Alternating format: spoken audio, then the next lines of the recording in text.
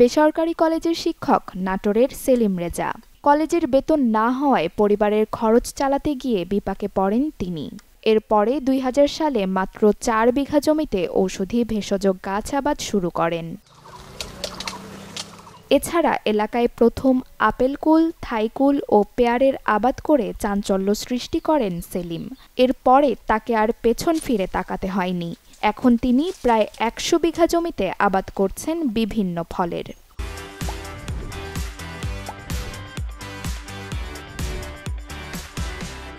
কৃষির কোনো জমি যেন পতিত পড়ে না থাকে এবং মানুষ যেন পায়, এবং কোনটা আগাম কোনটা নাবি এ বিষয়ে কিন্তু আমি পরামর্শ দিয়ে থাকি। আমার এই ফার্মে কিন্তু বিভিন্ন টিম আসেন, তিনারা এখানে পরিদর্শন করে অভিজ্ঞতা অর্জন করে, এখান থেকে তারা জাত কালেকশন করেন, সায়ান কালেকশন করেন। সেলিমের দেখাদেখি অনুপ্রাণিত হচ্ছেন অনেকেই। আমি পড়ালেখার পাশাপাশি এখানে কাজ করি।